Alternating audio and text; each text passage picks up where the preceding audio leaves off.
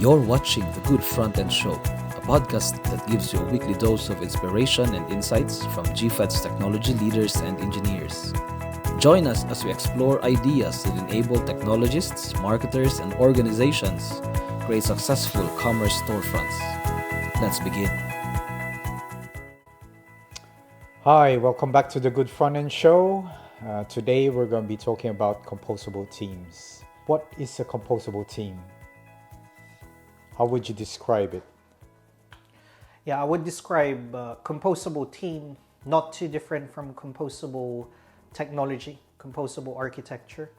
So if you think about composable technology, you might separate search API, you might separate a content management system, you might separate a commerce API, you might separate your platform, and how I would describe composable team would be in a very similar nature to how you create separation of concern for your technology. In the same way that you would compose your technology, you would also create teams that specialize in maybe a certain vertical or a certain horizontal, and that would be the team that focuses on that specific area. So just like where I'm at now, we have different feature teams. So is it like that? Yeah, that's one way to manage a composable team. So I guess it's no different to what we already know for those of people who are coming from a proper agile background where it's product-led. You know, we might have, let's say, a team called Team Inspiration, and they would focus more on content management systems, and they would focus more on the homepage, the content pages, landing pages. And then you might have a discovery team, which is more focused on search and merchandising. They would focus more on the listing pages and so on. And you might have a conversion team, which would span all the way from OMS all the way to the checkout and then to the returns flow. So that's one way to manage teams in a composable way, if you like, by creating verticals. There are other ways as well if you're a smaller organization, by maybe creating horizontals.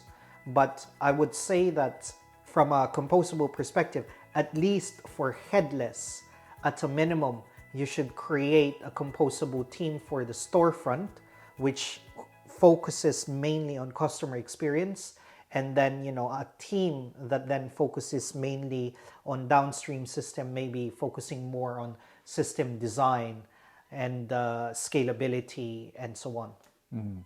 So I'm hearing like there's it's quite flexible, isn't it? But what are the other benefits of having like a composable team? Composable teams, I'm just using it to describe, I suppose, what we've already known in the startup world as product-led and lean teams and so on. But composable teams are small teams, effectively. Research has proven time and again that smaller teams are simply more effective than larger teams. It is almost the same as monolithic technology. Monolithic technology, you have this one big box and you do everything there. So you lack the flexibility. But when you break it into smaller modules, then it becomes more flexible. That's the same thing with teams. The idea is that you create smaller teams so that you are more agile.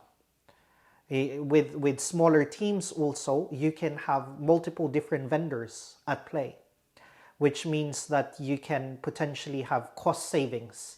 You might, let's say, for example, you might hire a specialized team focusing on the storefront who specializes in that area, and because they are quite good at that, they would have reached the levels of economies of scale.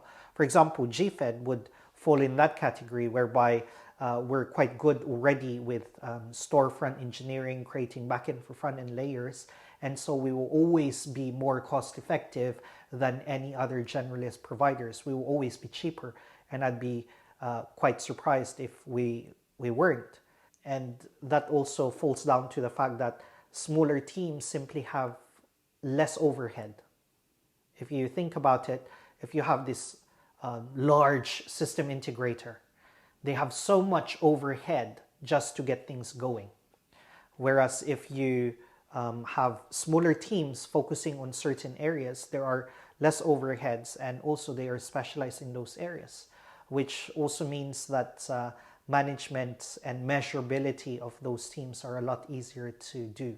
In terms of management, isn't it easier to manage one big single vendor that provides you that team, as opposed to having several different small teams? Yes, I think there is an argument to be made to say monolithic teams are easier to manage because you're just managing one system integrator per se. But that argument can be used with composable technology. Isn't it easier to just go, let's say, with SAP or Salesforce, rather than signing up to a search API, commerce API, content management system, so different contracts? Of course, that would be easier, but the point is, you're just managing it differently. It's easier in a sense that you go to a one-stop shop and you have everything you need there, but it's not best of breed. I see. So in the same way, when you're going to a single system integrator, for example, yeah, they have everything that you might need there, but again, it's not best of breed. There is no guarantee that they will be able to provide you a best of breed team, because a large system integrator with thousands of people, they might do a composable project, but it's not necessarily the case that the people who worked on that successful project will be the same people that will work on your project. And it's not uncommon for us to hear these huge system integrators who are well known, whether they're MAC certified or not, to do two projects, and one is super successful and one is an utter failure. And that's because it's different people running the projects at the end of the day. So I wouldn't necessarily say it's easier to manage. I would say it's a different way of managing. And again, the other way, I guess, that I would want people to look into this is, it's almost like you're choosing the right architecture with the wrong people. If you prefer monolithic teams, a single provider, you're better off with a monolithic architecture. Yeah, because otherwise you will have a solution that is not composable. You will have a solution that is composed, as some people would like to say it. So if you go with the composable team, it gives you the flexibility to pick the right team for that particular feature. So you get the best of devs that specializes in that area, as opposed to just going with a big vendor who could randomly just give you a random dev, or well, they could be senior and have experience as well, but there's no guarantee that they could give you the best results. I see that a lot of companies, they get into diversity and inclusivity as well. So by going towards a composable team, it kind of gives you that diverse background, isn't it? Because it opens up to a lot of opportunities for small companies who really specialize in one area, and then you could get other teams to come in as well. I think that's true. Diversity and inclusion, of course, is not a tick box exercise. There are evidence that suggests that diversity does bring better results. Diversity does not necessarily mean the typical things like age, gender, religion, or whatever, but it's diversity in thinking. That truly is what brings results. And ensuring that the right type of thinking is applied in a different systems is so important. For example, if you're thinking about storefronts, you want people working on that to be customer-centric, customer-specific. If you are thinking about event streams or OMS, you want them to be more system design thinking. So different parts of the system, in order for them to be successful, has a different way to think about software. And creating a monolithic team, you cannot guarantee that. The only way can guarantee good results in different places is to ensure that the friction is there that exists, amongst different types of teams that think differently, diversity as we would call it, for them to work together and come up with a result that really benefits the business and the customers. How do you think composable teams can be more agile than a large monolithic team? The simplest illustration that I can think of is, imagine monolithic teams similar to Titanic. Titanic is a super powerful ship, if you like, but it cannot maneuver when the iceberg was there. And that's the key issue, isn't it? We live in an age now where it's very volatile. We never realized a pandemic would hit, a war would hit, cost of living crisis would hit. And a Titanic ship is helpful if you're trying to get things in mass and get somewhere. But it's not helpful when you're trying to make a turn. And we're at that situation now in this economic uncertainty where people need to keep turning for them to survive. And a monolithic team is like a Titanic ship.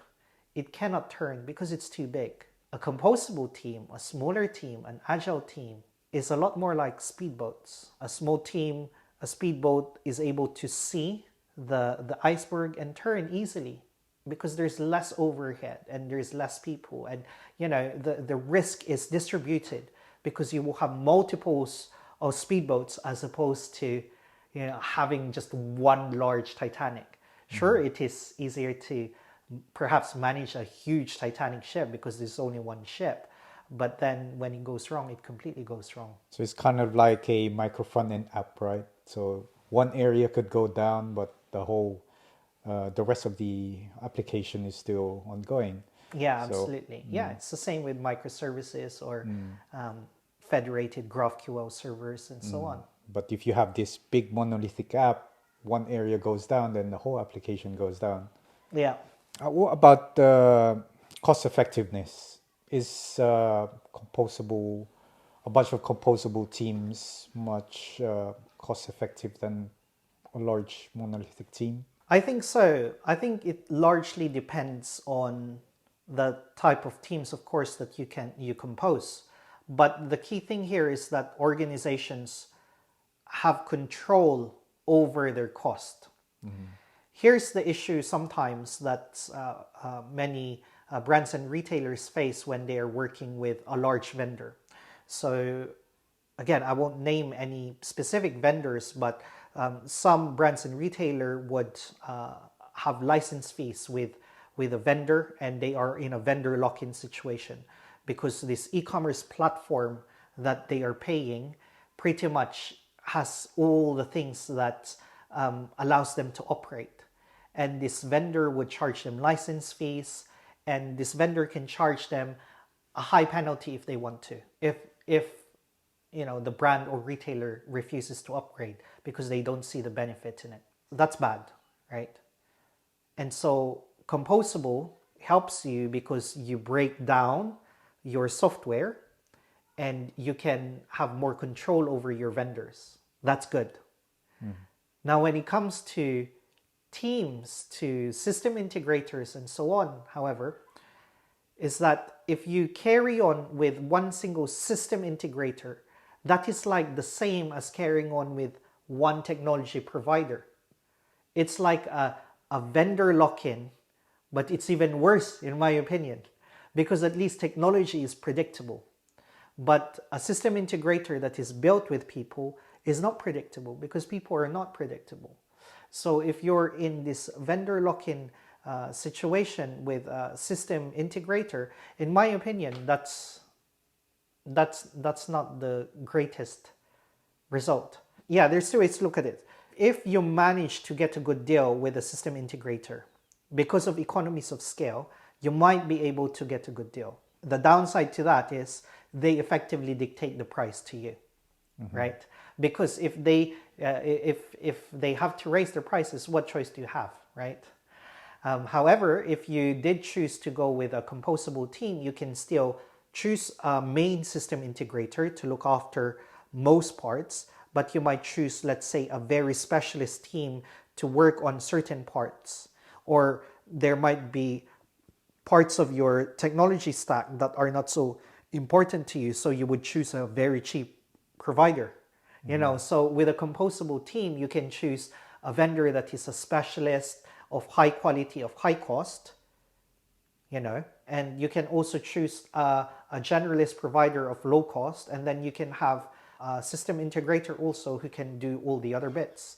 So if you have that ability to be able to manage things well, it's the same thing as managing your technology. You could potentially put down your total cost if you go with a composable team. Again, it's something that organizations will have to try out.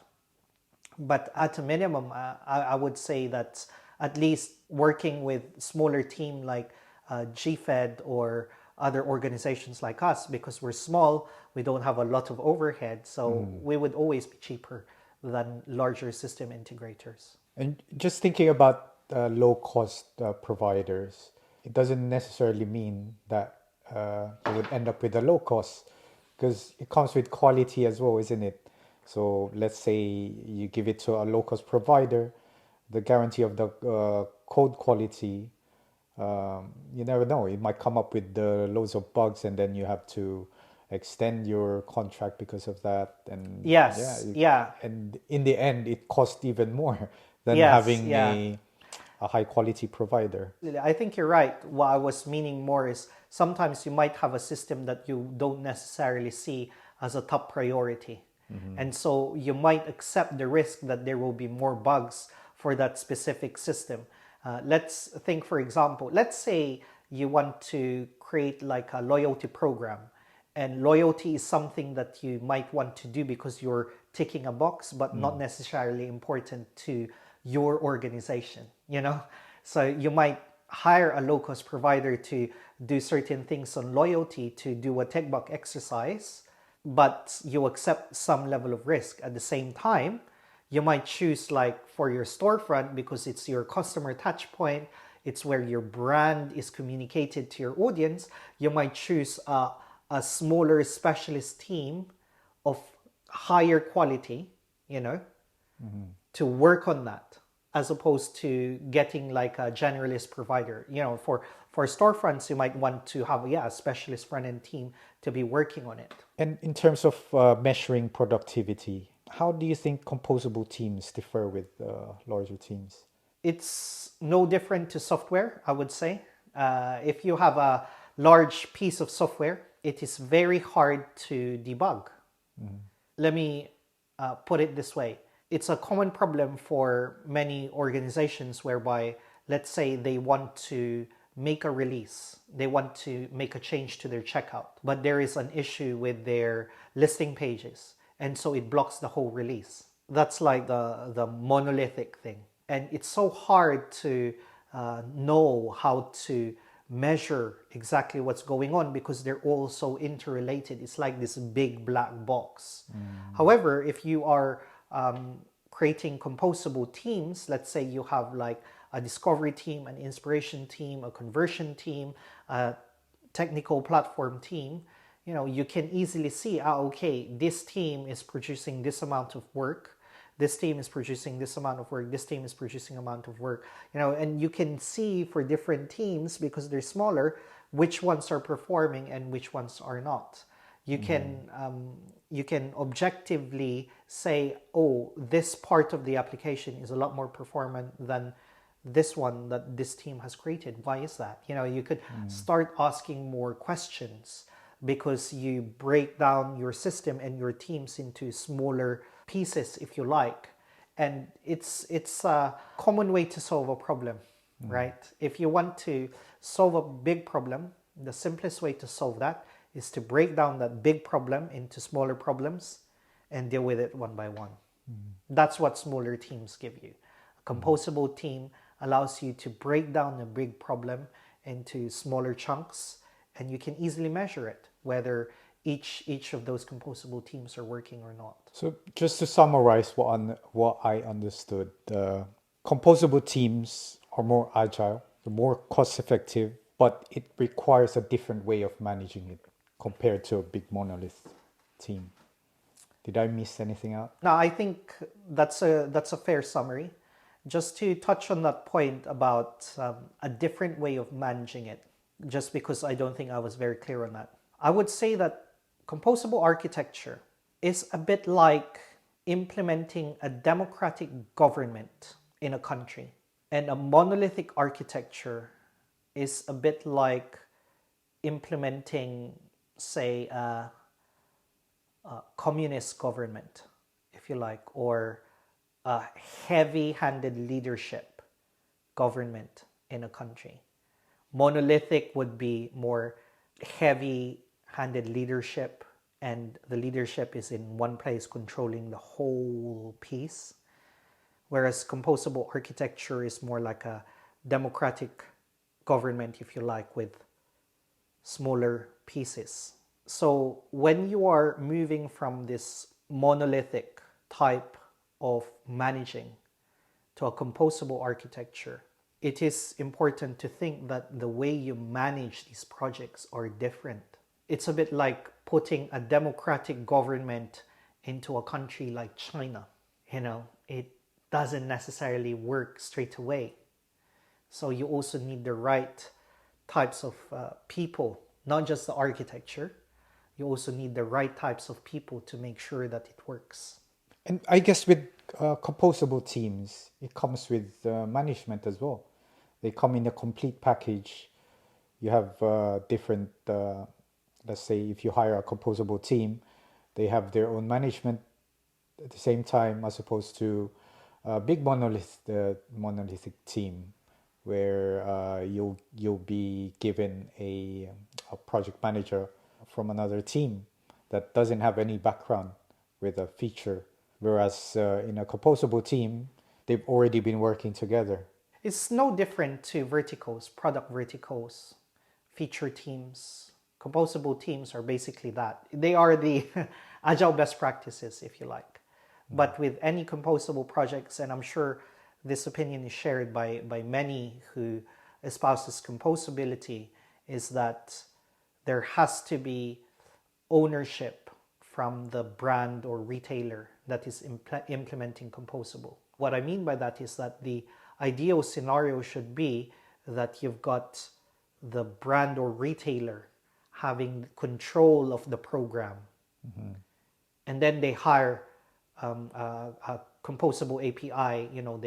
They select a composable API and they select a composable team, but they control the program. I think that's the most ideal situation to be in. The less ideal situation to be in is an organization that is not mature technically, but chooses composability, that they have composable technology, but they have monolithic people. They have a monolithic structure of running the projects, and those, in my view, can work, but very difficult to make work. It's again like putting democracy in China. Putting democracy with 1 billion people is a lot harder, as opposed to running democratic countries in the Western Hemisphere.